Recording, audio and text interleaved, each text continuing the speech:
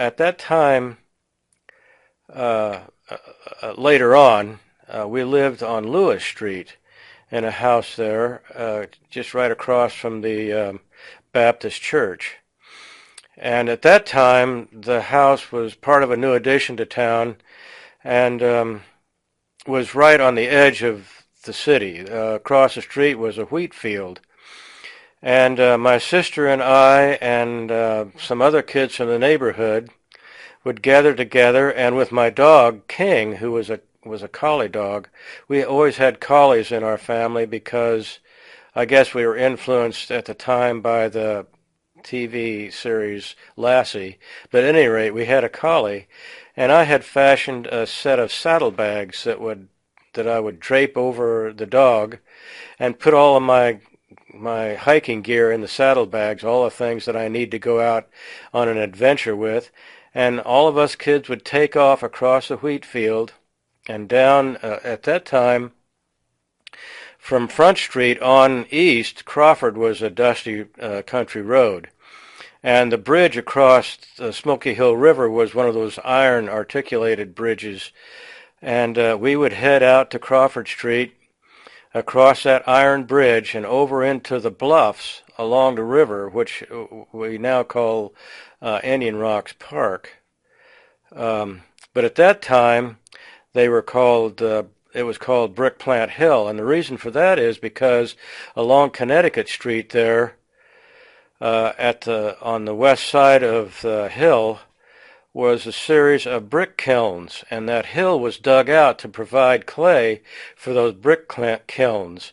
And so us kids knew that area as Brick Plant Hill. And the river, of course, this was before the flood control dike was put in. So the river was all wild and overgrown with trees, and that area was wild and overgrown.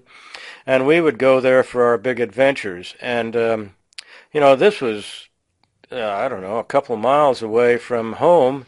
And parents didn't think anything about letting us just go off to the river with the other kids and play in the woods and swing on the grapevines. And at that time, we were at that point in life where we could imagine all sorts of things. We would imagine that those woods were filled with pirates or head-hunting cannibals or that sort of thing that kids would think about when they were out in the woods playing around.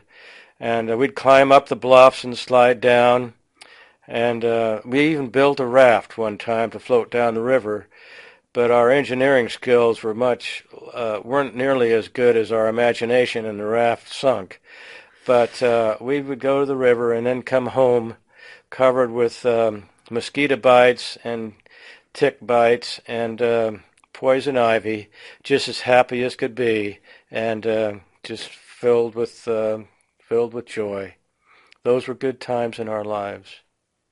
How did your mom feel about you coming home all covered with scrapes and dirt? Mom was an adventurer herself, and so she, if not outright encouraged, at least understood our need to go out and be adventurous. Dad was a lot more cautious. It was just in his nature to be cautious, and I think he worried about us kids being out along the river. He was taught he never learned to swim. And I think the episode was that in his childhood, one of his friends drowned, and so his parents, my grandparents, really were afraid to let him anywhere near water, and he never did learn to swim. So he kind of carried that fear over, and he was very apprehensive about us going off to the river. But Mom would hold him back and let us kids be kids. So, yeah.